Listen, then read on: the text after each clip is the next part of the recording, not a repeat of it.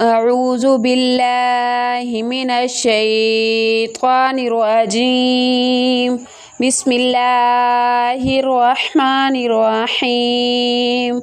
يا أيها النبي إذا طلقتم النساء فطلقوهن لعدتهن وأحصوا العدة واتقوا الله ربكم لا تخرجوهن من بيوتهن ولا يخرجن إلا أن يأتين بفاحشة مبينة وتلك حدود الله ومن يتعدى حدود الله فقد ظلم نفسه لا تدري لعل الله يحدث بعد ذلك أمرا.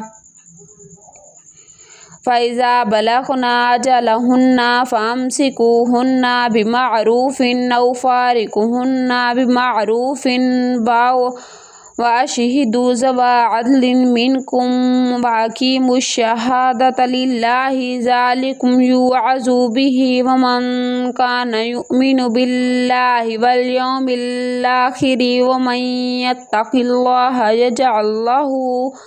يجعل له مخرجا ويرزقه من حيث لا يحتسب ومن يتوكل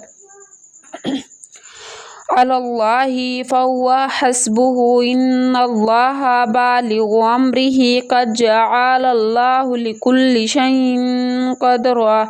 واللائي يئسن من المحيض من نسائكم إن ارتبتم فعدتهن 3 أشهر واللائي لم يحضن وأولاة الأحمال أجلهن أن يضعن حملهن ومن يتق الله يجعل له من أمره يسرا.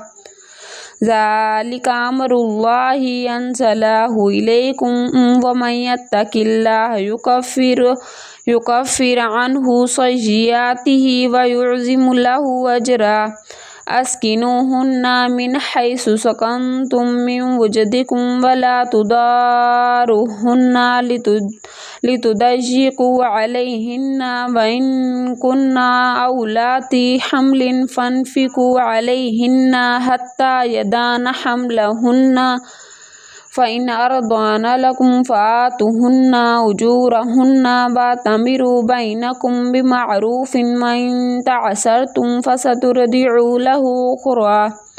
لينفق ذو ساعة من ساعته ومن قدر عليه رزقه فلينفق مما آتاه الله لا يكلف له نفسا إلا ما آتاها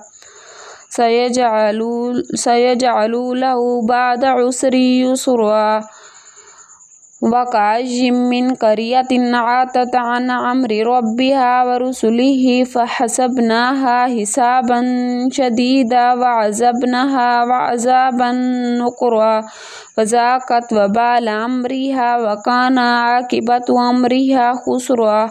أعد الله لهم عذابا شديدا فاتقوا الله يا أولي الألباب الذين آمنوا قد أنزل الله إليكم ذكرا رسولا يتلو عليكم آيات الله مبينات ليخرج الذين آمنوا وعملوا الصالحات من الظلمات إلى النور.